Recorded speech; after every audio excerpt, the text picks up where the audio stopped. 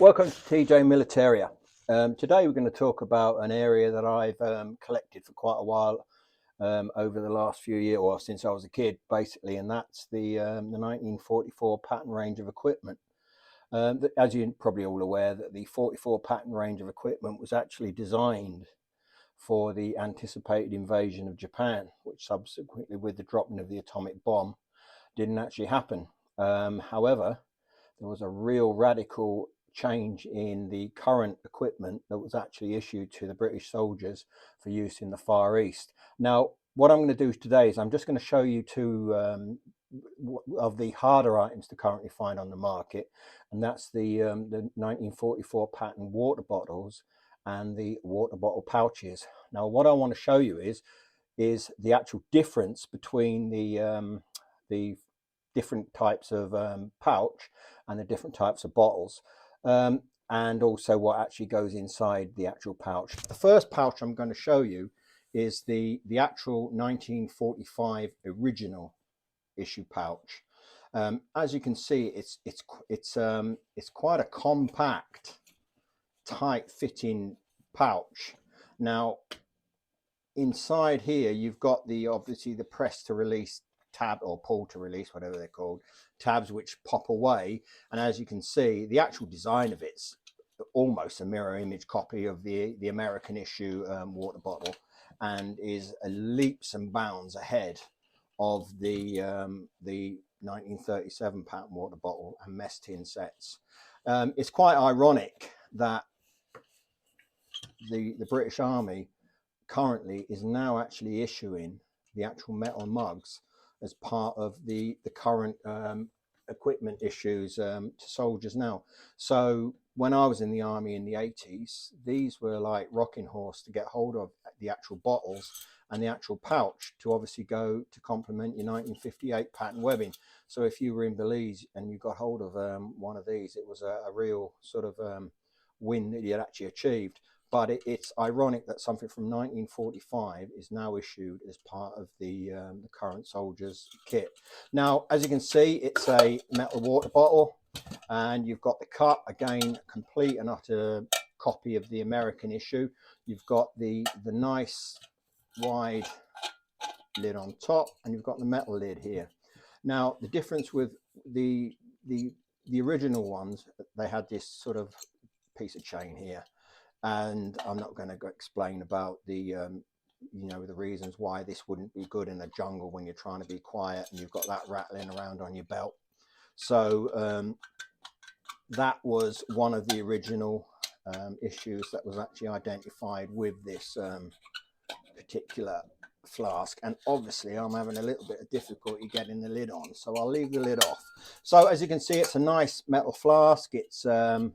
It's got a few used dents in, but I suppose most items from this era now are actually quite well used. The mug, you've got the patches on the back to keep them together, and it's nicely dated on here. We've got a maker's mark of MMS 1945. Now, the original pouches were actually relatively compact and quite actually small. And inside here, as you know, there's a internal pouch which actually contains a Milbank bag. Now, obviously, the Milbank bag was another item that was issued as part of the jungle equipment.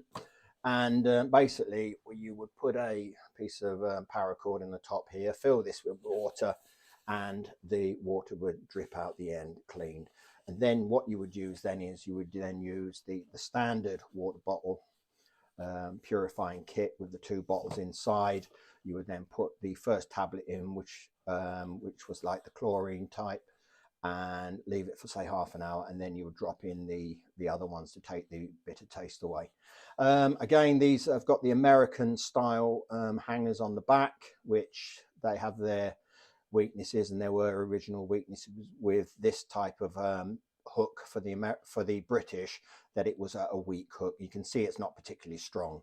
So, but in addition, there was actually a belt hook loop on here, which obviously took away the fact that this wasn't banging around on your leg. Now, this is a it's a tight fit to get all that inside there, including the Milbank bag, because it's a canvas item and it's quite bulky. So what they've obviously done is they've actually looked at this and improved on it by coming out with the later version. Now, as you can see, this is a significantly larger bottle bag carriage system than the original 1945 ones, which stops all this fumbling of trying to get them in and actually releasing the actual pouch and releasing the water bottle inside. Again, this is still actually dated 1945. So whether or not they've actually, this was the first examples that have come out and they've realized that it's not good, which makes it a sort of a prototype. But as you can see, this one is significantly a vast improvement, probably in fact to the point of actually being too big. So inside here you have the same setup, and you also have a Milbank case inside here, which for storing the Milbank bag. Again, on the back you've got the hooks. These seem a little bit more sturdier than the first pouch I showed you, and again you've still got the belt pouch. Now again, this one you've got this one's actually slightly dated, older, the actual cup, and you've got a 1952 cup on here. Now what I wanted to show you on here was, again, this is a rather used item, is they actually looked at the chain and actually incorporated a piece of paracord on here and took away that element. As you can hear, there's no particular noise there. You could squash that down a little bit, but there's no problem here. And again, this one here actually has still got the metal cap on top. You've still got the large quantity inside for storing water, obviously. And again, this one seems to be going on. Now, I believe there are some later versions, if you could just remind us in the comment section below, with actually a black plastic water bottle cap on the top. Well, I'm pretty certain I've seen some, but I'm not going to go definitive on it because obviously I'd like to check that out before I make sure that it is correct.